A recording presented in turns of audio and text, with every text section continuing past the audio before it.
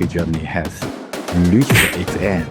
The Cold War order is brought to a close. The world is entering a new era. The U.S. has totally lost the strategic capacity to dominate the world. Now, the U.S. now are like a decrepit old boss. The U.S. is quite a very petty finger. Israel now is kidnapped, annihilated by all its former allies. 这一局我们应该叫做赫尔姆斯 moment， 对，美国就陷进这个坑里面了。然后海湾国家发现美国也没用，因为美国一定要回来嘛，要海湾国家出钱，海湾国家才不要出钱呢，出钱还找一个没用的瘟神回来。So what is even more pitiable is that the President Trump still believes himself. He is constantly winning. So I sometimes feel very quite sympathize towards the American people. Welcome back. We are joined today by none other than Wang Wen, a professor and dean of CHANG Institute of Financial Studies and dean of the School of Global Leadership at Renmin University of China. So thank you for taking the time. I know you're a big voice in Beijing, so I appreciate taking the time to speak with us. Thank you. Thank you, Professor Ding. Every time when I conversation with you, I really enjoy. Likewise. Today, though, I wanted to focus a bit on how China is affected by the war in Iran, because it does impact China in many ways. So, yeah, I guess it's a very first wide question would be how Beijing, interprets this war against Iran. Is it seen then mainly as a regional conflict between the U.S. and Iran, or do you see it in the context of a much wider systemic rivalry that also includes China? Well, I think Chinese government stance regarding the current conflict involving U.S., Israel, and Iran is very, very clear. China emphasizes the resolution of the dispute through a political negotiation and opposes any unilateral military action not authorized by the UN. The Chinese side has repeatedly called for a ceasefire and an end to hostility, and advocating for respect for Iran's sovereignty and legitimacy development rights, and while opposing the maximum pressure campaign and long-term jurisdiction. And I think that the position adopted by the Chinese government is not only grounded in the principle of international law, but also reflects China's own strategic interest, specifically its standards as a major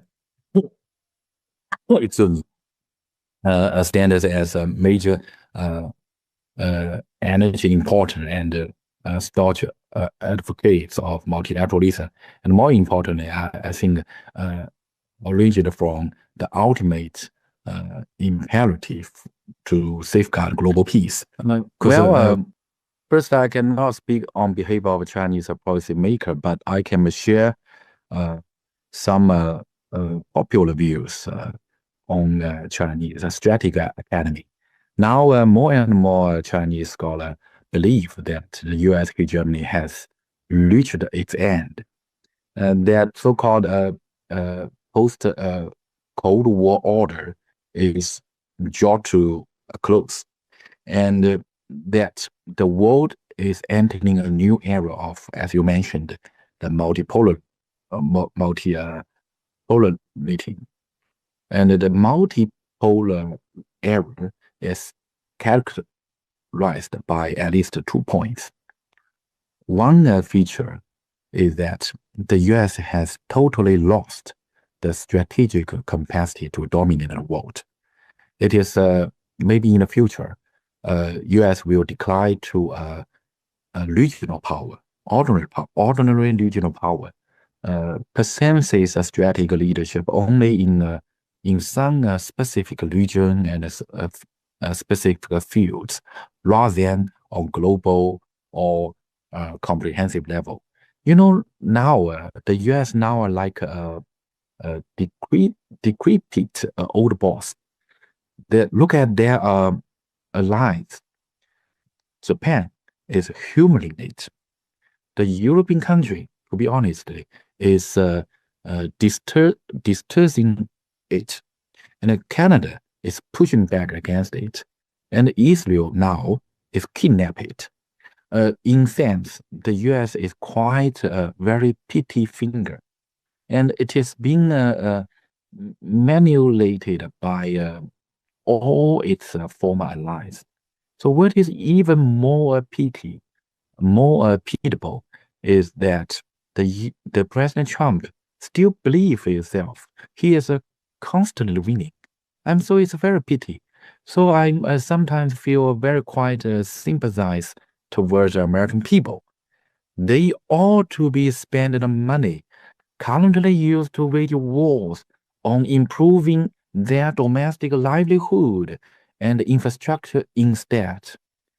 So the second point, the second feature is the successful rise of emerging economies such as China, Russia, India, Brazil, as well as the other regional power, Vietnam, Indonesia, Nigeria, South Africa, Ethiopia, Tanzania, a lot of emerging economy. And the U.S. no longer possesses the strength to contain the continual rise of any these emerging economy. Iran, the same apply. Over the coming decade, or perhaps even longer, provided that Iran adopts a wider domestic and foreign policy, I believe it will ultimately break free from the shackle of nearly half a century of U.S. section and achieve a new rise up. So in short, we are currently in the transition phase, one in which an old hegemonic order is giving way to a new multipolar landscape. And but I guess overall, many people get the impression of China that it's always a bit cautious in international affairs. This is, well, especially been the case, I guess, since 1978. The peaceful rise don't create too much waves in the international system in terms of negative reactions from other great powers. And it seems to have been, well, some would argue that it might have changed a bit over the past few years, the willingness to stand up a bit tougher against the United States. But that being said, in the Iran war, it looked like China kind of kept this traditional profile that is very, well, somewhat cautious and low-profile stance. And how are you assessing this? Is this just restraint in order not to, I guess, globalize a regional conflict? Or is it limited influence? Given now that it's not just about Iran, it also appears to affect China in a big way. That is, when the Americans put a blockade on Iranian ports, they're very open that, this is also intended to deny China oil from an important source. Meanwhile, they're also now talking about sanctioning Chinese banks that trade with Iran. So how are you seeing this? Do you expect this to continue? The restrained response from China? I think it's, as you mentioned, so-called relatively cautious and law purified, not only in Iran issues today, but also maybe in the past, you mentioned, even in Russia and the Ukraine conflict. I think that these serves precisely to demonstrate the underlying political philosophy of China's foreign policy, advocating for ceasefires and an end to hostility, while emphasizing the resolution of dispute through a political negotiation. And simultaneously, concurrently, China always will not cease its normal trade relationship with both sides, warring parties. for example, during the Russia and Ukraine conflict, China maintained the normal trade time with both Russia and Ukraine. Similarly, the current war, China continued to conduct normal trade with the US, Israel, and Iran. So nowadays, the US threat to sanction China banks engaged to trade with Iran, I think this is very unreasonable. Of course, some threat from US sometimes often like the paper tiger. So US threat China like it. China response to US sanctions often undoubted like this. Come on, go ahead, try to sanction me. If you attempt to import sanctions, we will certainly take countermeasure to you. So this is China very clearly signal. So in the coming months, I think the US will not dare to take such action. Of course, they are key to ensure the success of President Trump oncoming visit to China. For provoking China as this juncture would result in yet another political setback for Trump. And viewed from this perspective, China has long see through this true nature of US as a paper tiger. But I guess a key concern for China would be that over the past for many years now, it has been financing this expensive Belt and Road initiative, which has, a large part of it is connecting this Eurasian landmass through different, roads, railways, ports, digital connections, and the Middle East has been an important area where it has invested. I also can't help but to notice that when the US and Israel are bombing in Iran, they're going after a lot of the transportation infrastructure.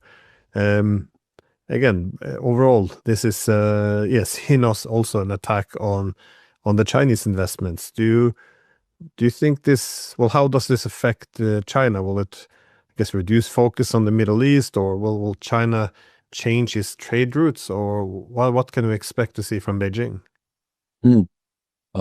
Actually, China's investment in Iran now is about $5 billion.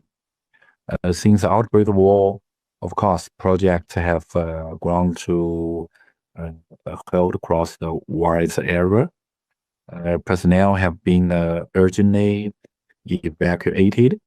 Investment prospects have become uncertain, and the progress of subsequent investment has been severely impeded. Over the past month or so, China capital markets have experienced fluctuations approach 10%, resulting in losses for a lot of investors. Furthermore, as about 35% of China's oil imports pass through the Strait of Hormuz, the nation's energy security has also become impacted. So while these shocks are certainly not severely enough to fundamentally destabilize the China overall economy, but I have to say these shocks have nonetheless sent a very strong and more much stronger strategic signal to Beijing. That is imperative to advise the Belt and Road Initiative in a sustainable and high quality manner.